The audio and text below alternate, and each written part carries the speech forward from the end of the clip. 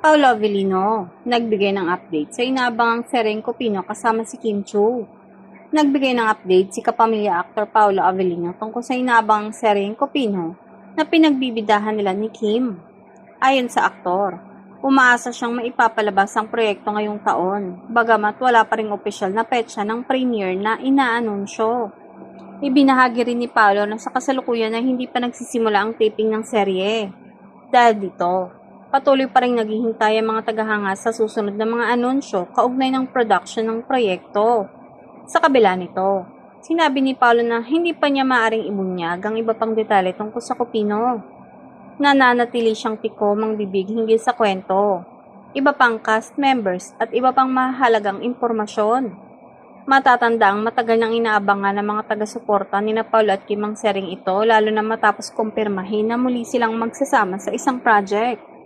Dahil sa limitadong impormasyong ibinahagi ng aktor, mas lalo pang naging usap-usapan sa social media ang Copino. Patuloy ang mga espekulasyon at paghihintay ng fans sa opisyal na updates mula sa production team. Sa ngayon, nananatiling positibo si Paolo na maipapalabas ang Copino bago matapos ang taon. Habang inihintay ang pagsisimula ng taping at iba pang anunsyo, umaasa ang maraming tagahanga na malapit na nilang masilayan ang pinakabagong proyekto ng Kim Pao Tandem.